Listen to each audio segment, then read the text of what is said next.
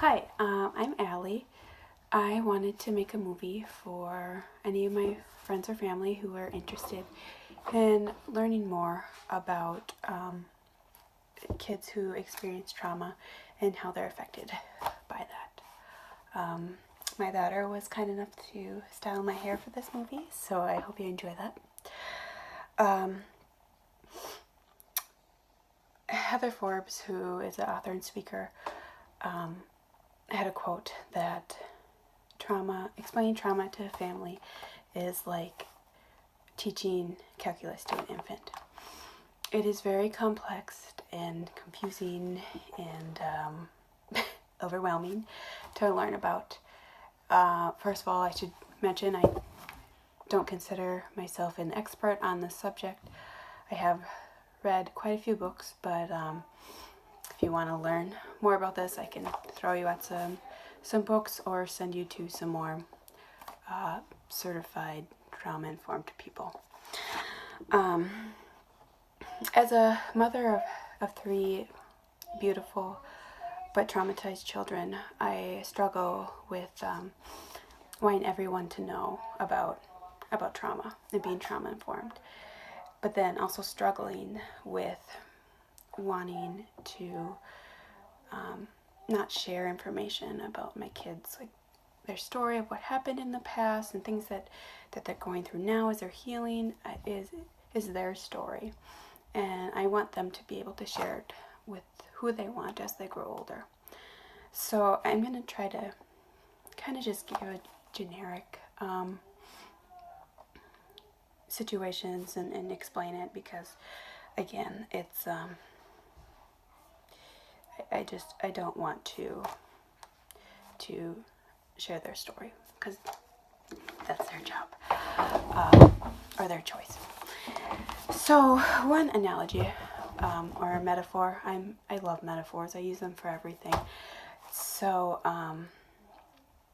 is about electric fence. So when I was younger, probably 10 or 12, my dad would always need to bed a bale for the steers, and my job was to get the fence ready. So he would unplug the fence and go get the bale while I opened the fence and took the electric fence down. Now, one of these times, my dad had forgotten to unplug the electric fence for me. And this didn't have like one of those nice plastic handles. This was just pure wire. So I just, usually when I did it, I grabbed onto it and I had to pull it forward to undo it. So I grabbed onto it and I got this huge shock.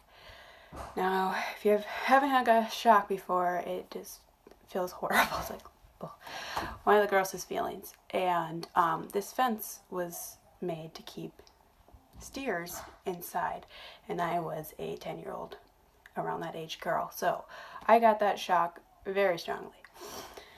So from this time on, I would always go make sure that fence was unplugged, and I would always tap on it, like quite a few times before I grab it, because I'm like, well, if there's a shock, I'm just gonna get a little one because I'm just tapping it and I'm not holding on to it.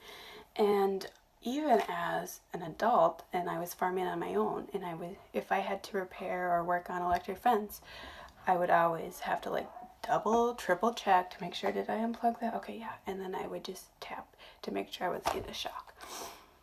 Now, I think that kind of explains trauma a little bit. Let me explain that. So, this event happened where I got a shock, and it was scary, and I did not like it. It was not fun. And ever since then, each time that I go and work with electric fence, my body remembers that. It's like, whoa, that was not fun. That was not safe. I didn't like that. And even though like my logical brain was like, okay, you checked it, you unplugged it, there's no shock there, I still have to tap it. And so kids who have experienced trauma, even when they're in a safe situation, they still got that fear that those things are going to happen. You know, I was an adult and I would still like be like, okay, I don't want to get shocked. Even though I was like in control of the whole situation.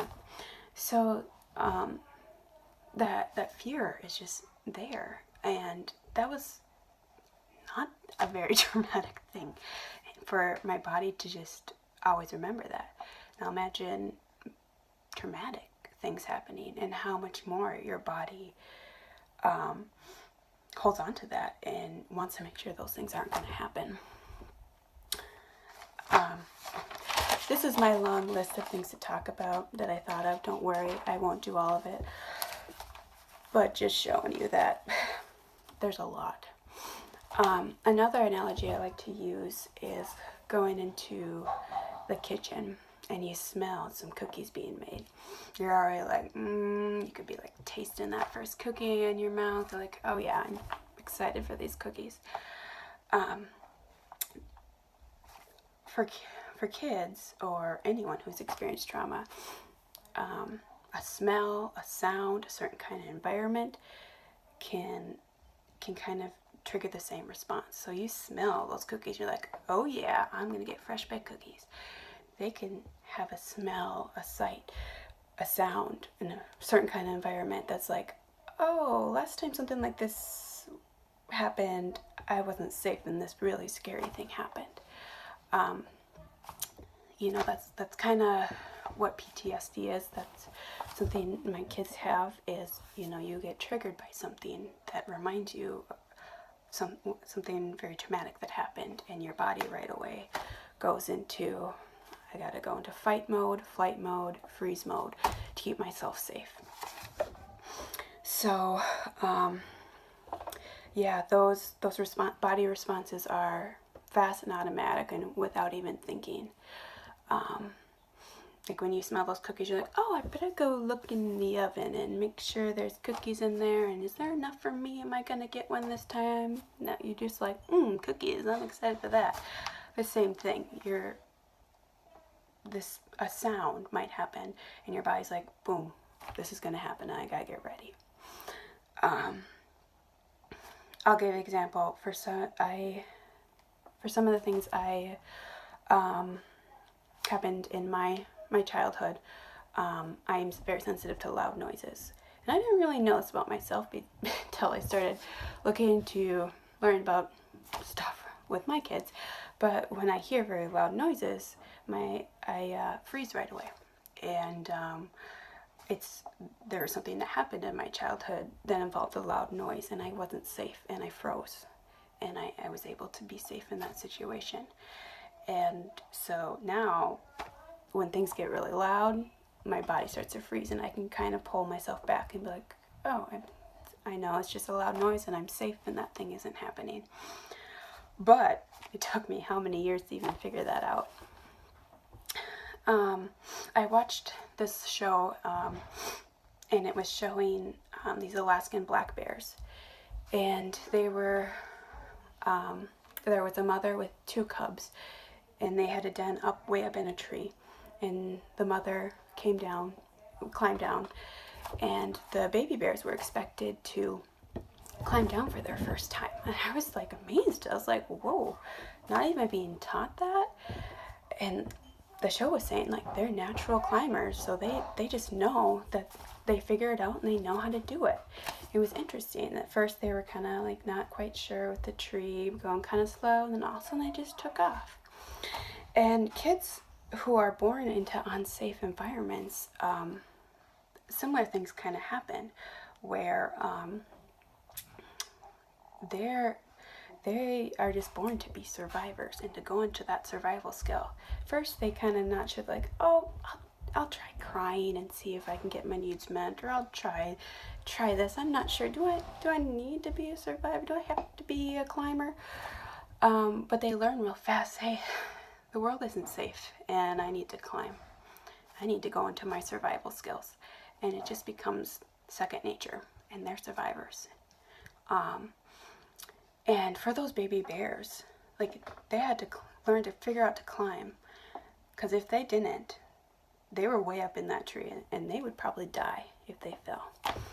And so the same is kind of for these kids, is sometimes it's like they got to figure out these survival skills or they could die.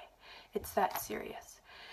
But as they grow and they're still survivors, that's their second nature, and they go into that survival skills. These situations that aren't necessarily unsafe anymore feel like they are, and feel like, hey, I could die if I don't do my survival skills.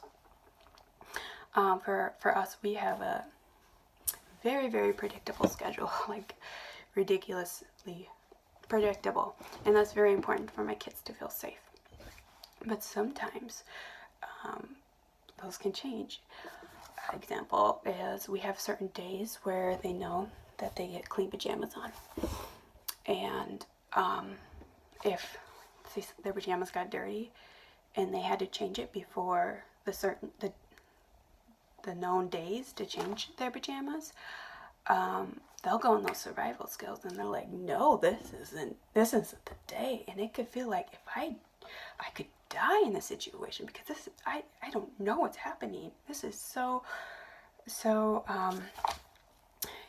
not safe because it's not usual. And so before, when they had these big traumatic things they were living through, those responses did keep them safe and did keep them alive. But now they still have the responses even when things can be safe and not life-threatening. But their body doesn't know that, because they just go right into that mode. Because what? Just like those bears, they're climbers. They're survivors. That's all they know. That's what their brain knows. Let's see.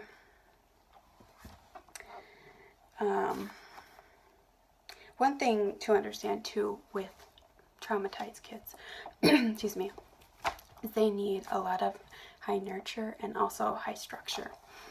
I hear a lot that, love is so healing, and it is very healing, and I don't doubt that. But I also know that my kids have been loved their whole lives, and they were loved from the beginning, but they weren't safe. And so my kids, one of the most important things to them is to know that they're safe. And for them, that comes with limits, like knowing, like, okay, predictability, I know what's coming, I know that I can't do this, that I can do this, and that's very important to them. And an analogy someone gave me, which I think is really wonderful, is going on a roller coaster.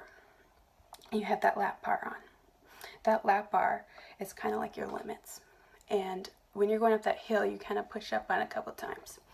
Now, you're not like pushing on those limits to try to get out of the roller coaster. You're like, okay, is this going to hold me? Is it going to keep me safe?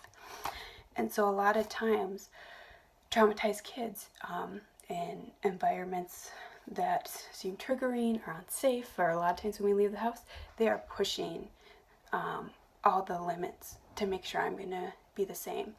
Are the limits the same now that we're at home? Are we safe now that we're not home? And one thing too, when we're going on that roller coaster, they're not looking for someone to be like, oh, let me give you a hug. They want to know they're safe, and they're not looking. That love is just not going to be enough. It could be helpful, definitely in that situation, but they want that lap bar. That's what's going to make them feel safe. So a lot of times when we go and do things, I was like, at first I was like, oh my gosh, what are people going to think about me as a parent? Because I'm constantly like, no, don't do that. Because they were constantly pushing those things to make sure that the same things can happen, and that they know I'm the same safe mom away from home than I am at home, or that I am at home. And I quickly realized that, people probably aren't going to quite understand why this is happening, and it doesn't really matter what people think of my parenting.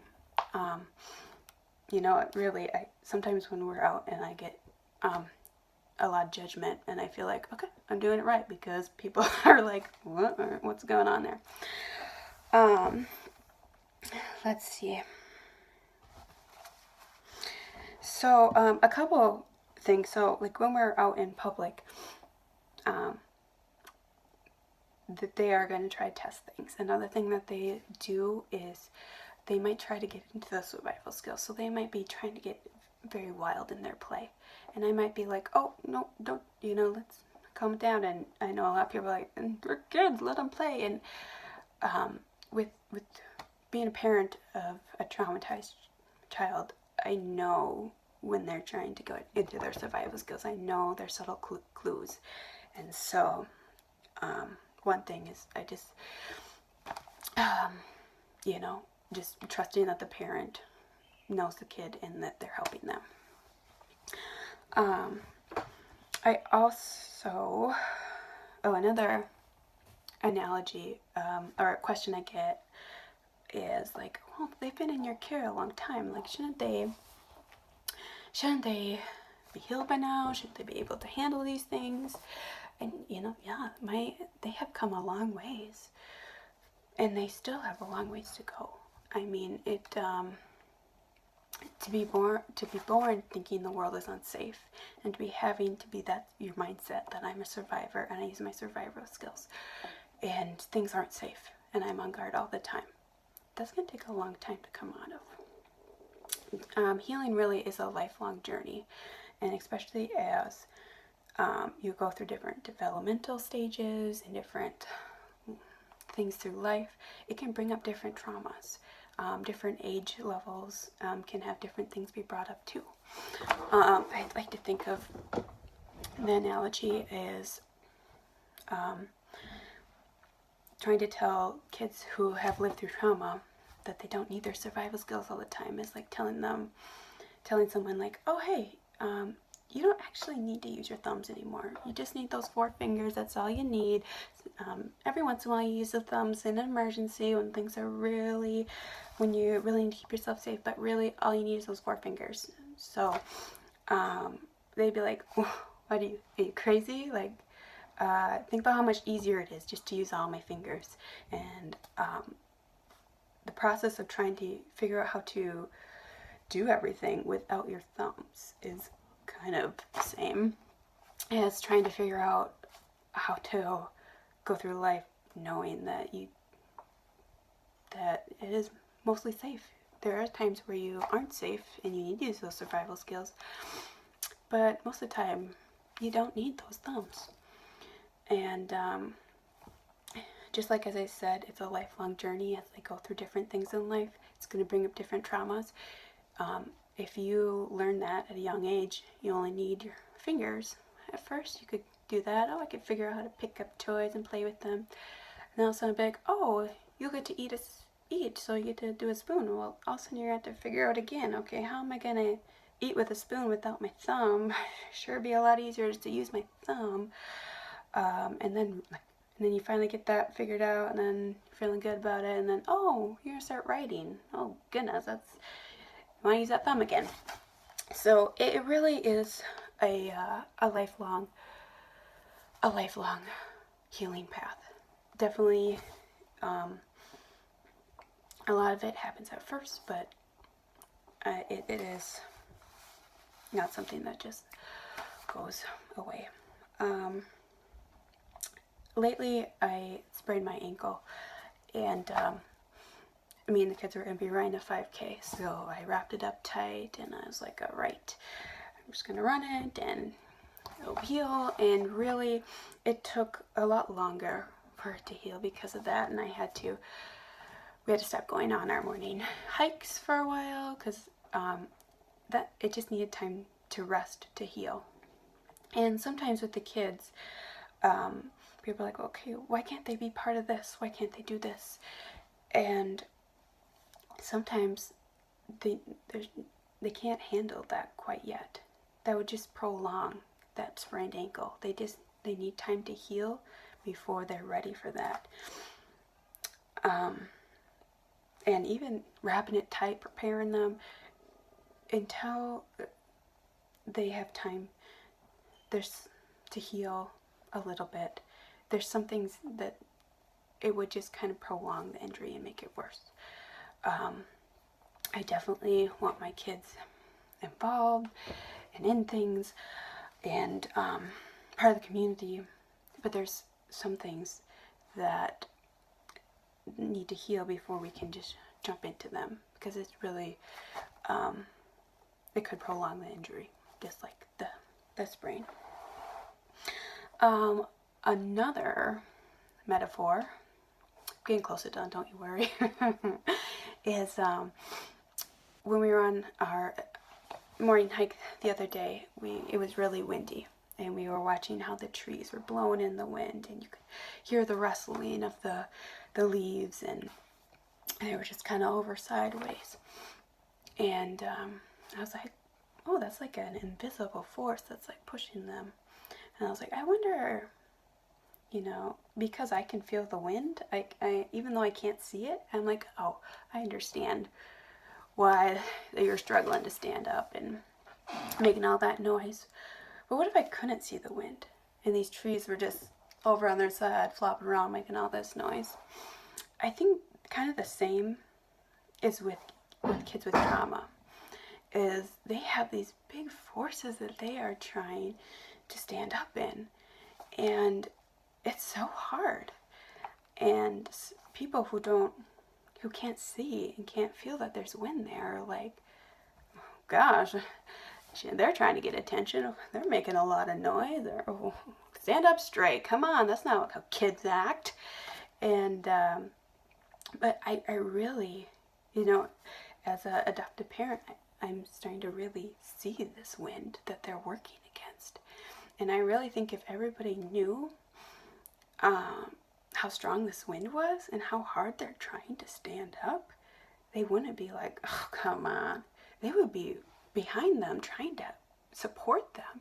And they'd be like, wow, you are working so hard to stand up against this. You are so brave. I can't imagine working against this. Get a little emotional. Sorry. And I really think if people could see the wind and the forces that these kids are working against, they would just be amazed at how strong and how brave these kids are.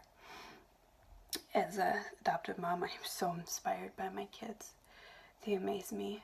They are so strong and they are so brave. And I am so excited to see what they're going to do in the world, because they are just amazing. So I guess, I don't think you're able to ever see the wind and know what they're up against. But if you could just support and just be there, I am just amazed about how important adult figures are to kids, and especially traumatized kids. If you can look past their behaviors and their survival skills, and you can see the great kid they are and let them know that is going to be so healing to them. So the best way to help a kid in that situation, I would say, would be that. Also supporting the parent, because they also see the wind, and a lot of times I feel almost like I have my own wind that I'm working up against. And trusting that the parent knows the kids' needs and they are doing what's best for them will be very helpful. I don't know if any of this was helpful. I hope it was. If you have any more questions or want to be more trauma informed, reach out to me and I can talk more with you or give you some books to read. Also, if you are a parent of a special needs kid, reach out to me too, because we can connect and support each other, because it's really helpful to have people who are going through similar things, and it is empowering, I think. One thing I didn't touch on, but I will real quick, sometimes you have a traumatized kid in your life who is still living in those still being traumatized, not in a safe situation. You might know them through a school setting, or I'm not sure where. And there it's very important to let them keep those survival skills, because they need those. I'm very confident that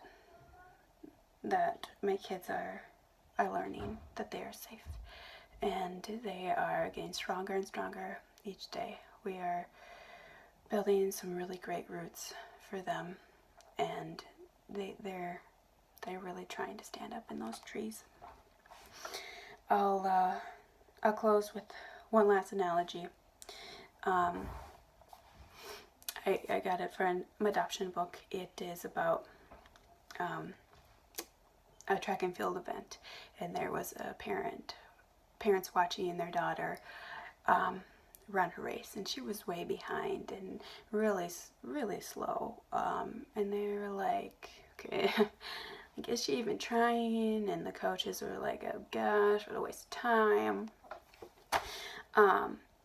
And now if you take that same girl, and she lost her leg and now has an artificial leg, and she's running that race, and she's still slow, she's still way behind, like, would you change how you cheered for her? You'd probably like, wow, she just had this big injury and got her artificial leg, and she's trying so hard, and she's trying to compete with all these other girls who do not have that injury. Like, wow, way to go, that's awesome.